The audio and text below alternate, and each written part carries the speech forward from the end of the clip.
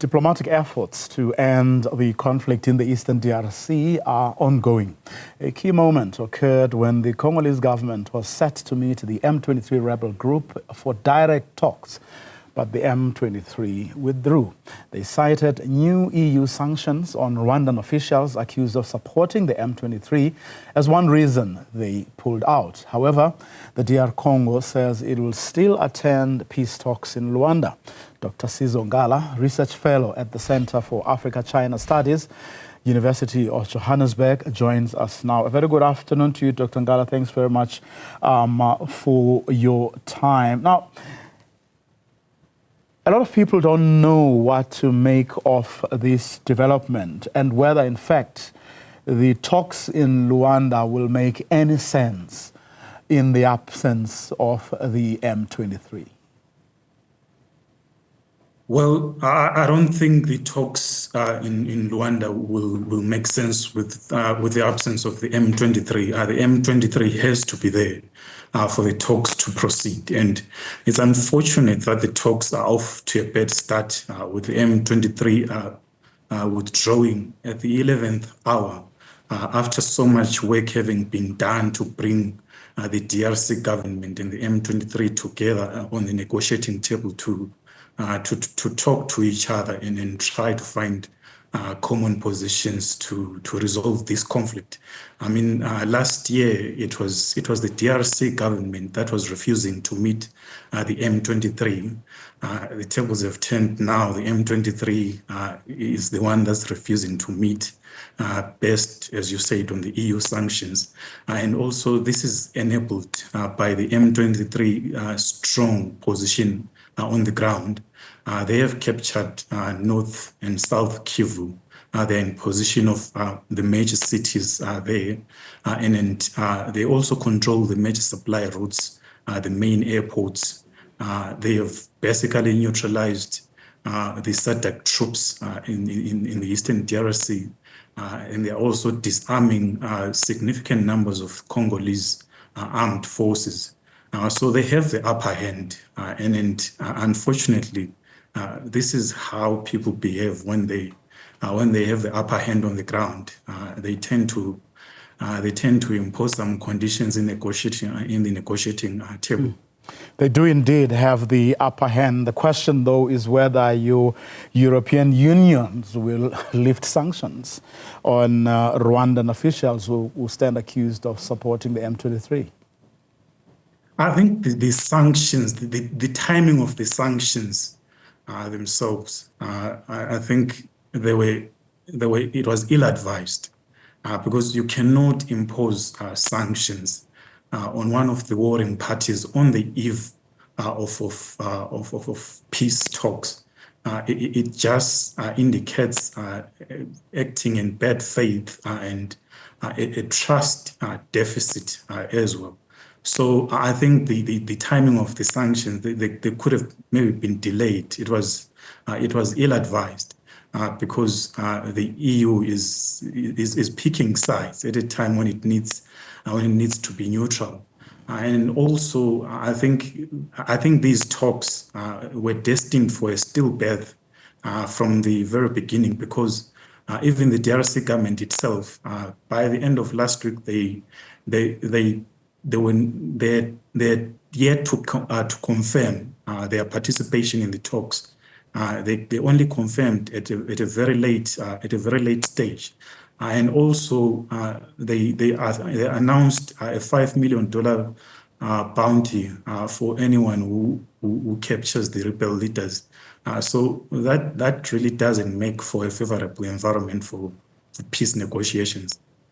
Now, you have in Johannesburg former presidents Joseph Kabila and Thabo Mbeki meeting, presumably looking at what they can do. Who can still lean on who to make these warring parties come together in a very meaningful way still? Well, I think we do need eminent personalities and their wisdom, like former President Thabo Mbeki and former President Joseph Kabila, who have been intimately involved with the situation in the DRC. Their wisdom, their experience, and their knowledge, and their connections as well is needed at this stage. But I do think that maybe these talks, these initial talks that have now been cancelled, could have waited for the development of the roadmap that was published yesterday by the joint ministers. I mean the SADC ministers and the East African Community joint meeting yesterday. They published a roadmap to peace negotiations in the DRC. Maybe I think that roadmap makes more sense. It's not overly ambitious. It's a step-by-step roadmap. So if it can be followed as well, maybe it might yield something positive in the end. Of course, what many South Africans are looking forward to, especially on the back of that SADC decision to withdraw from it all, is when and even whether, in fact, that will happen. In other words, those South African soldiers stuck in the DRC will hopefully sooner rather than later be able to make their way back to South Africa, especially given the fact that your airports are still closed and movement is still very difficult, especially movement of troops, given how people have kept their or are hanging on to the territories that they're in control of.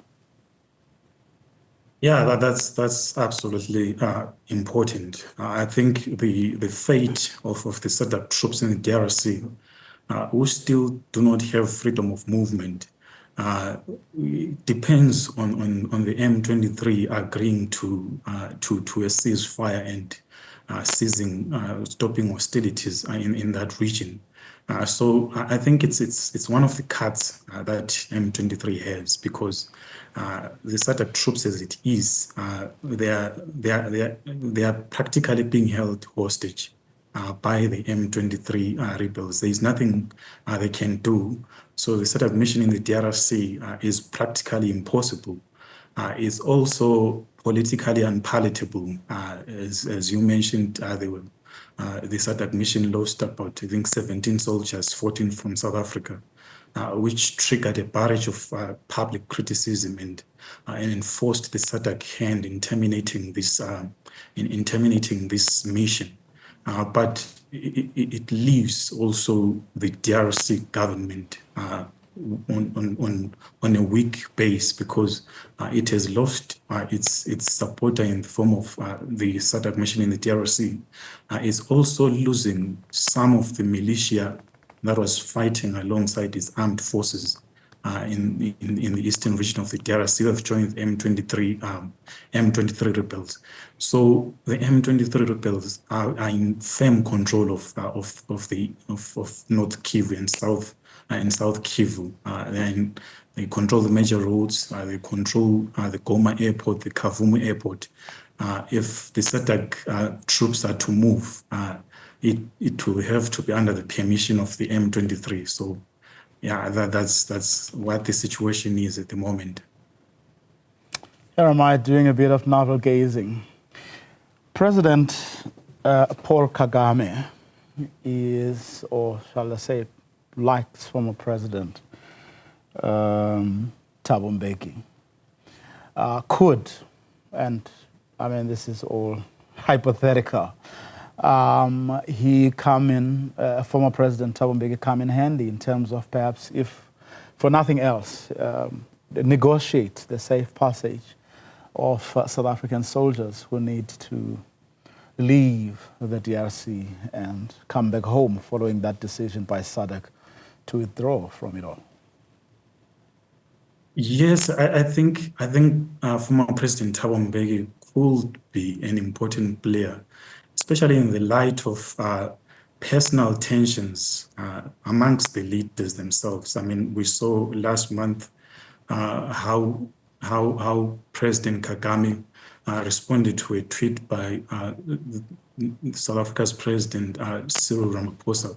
So I don't think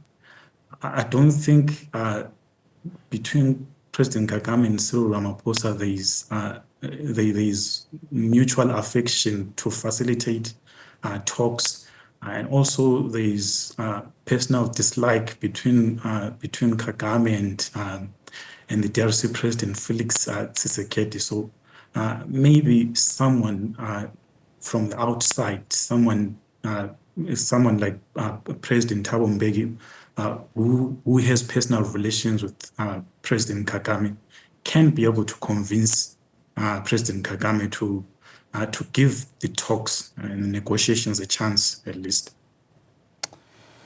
Well, as experts and former soldiers have been saying on our programs, this can be both a sensitive and difficult part of the process, getting in other words, withdrawing these SADEC troops from that situation that they are caught in at the moment. It could well be the most difficult part, more difficult than what they have had to stay there and do. Hopefully, something is going to give, and those who can leverage on relationships that they do have with certain parties would do so, for the sake of those who are caught in the crossfire or in the middle of it all, without having to be the ones deciding their fate or future.